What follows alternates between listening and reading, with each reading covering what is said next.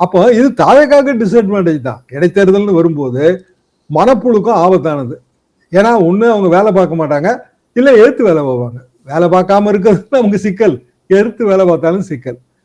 அப்போ அது பிறகு உள்ளாட்சி தேர்தல். உள்ளாட்சி தேர்தல் ரொம்ப முக்கியமானதா போயிடும். ஒவ்வொரு இடத்துலயும் வந்து குறிப்பிடத்தகுந்த ஓட்டு தான் இருக்கு. உட்கட்சி அதிருப்தியோட உள்ளாட்சி தேர்தல் ஜெயிக்கவே முடியாதுங்க. அப்போ தாவேக்காவுக்கும் இதுல சிரமம் இருக்கு. இது திமுகவும் உணரும்ல. திமுகவுக்குள்ளே உட்கட்சி குழப்பம் இருக்குல்ல, அண்ணா திமுகவுக்குள்ள இருக்கிற உட்கட்சி குழப்பம் உலக அறிந்தது. சோ 3 கட்சிகளுக்குமே இதுல வந்து இடைத்தேர்தலை சந்திக்கிறதுலயும் உள்ளாட்சி தேர்தலை சந்திக்கிறதுலயும் சிக்கல் இருக்கு. ஆனால் அரசியல் நடவடிக்கை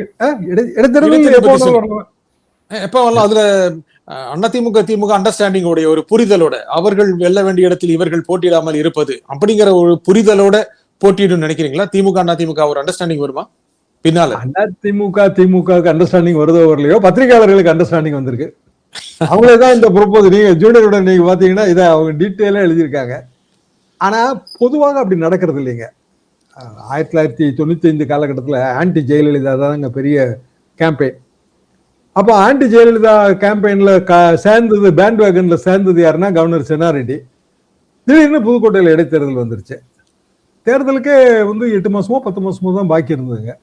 இப்போ சென்னாரெட்டி வந்து ஆளுங்கட்சி தான் ஜெயிக்கும், புதுக்கோட்டை இடைத்தேர்தலில் காமன் கேண்டிடேட் போடலாம், அதிமுக திமுக சேர்ந்து அதிமுகவை தோற்கடிக்கணும்னா திமுகவோட பிற கட்சிகள் சேர்ந்து ஒரு காமன் கேண்டிடேட் பொது வேட்பாளரை நிறுத்தணும் அப்படின்னு அவர் ஒரு பொலிட்டிக்கல் ஐடியா பண்ணி ஒரு கமிட்டி போட்டாருங்க. நான் அதுல ஒரு உறுப்பினர்.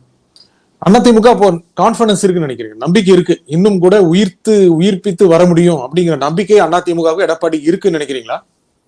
அதிமுக இன்னமும் உயிர்ப்பிக்கப்பட்டுதாங்க இருக்குது. கொஞ்சம் பேர் போய் சேர்ந்துட்டாங்க, அவ்வளவுதான். ஏங்க ஜெயலலிதா காலத்துல திருநாவுக்கரசன் தான் பண்ணாத கூத்தாங்க. இப்போ அவரு தாவேக்காவுக்கு பெரிய பெரிய அட்வைஸ் எல்லாம் அண்ணன் கொடுத்துட்டு இருக்காரு. 96ல அவர் தான் ஜெயிச்சாரு, ஜெயலலிதா தோத்தே போயிட்டாங்க.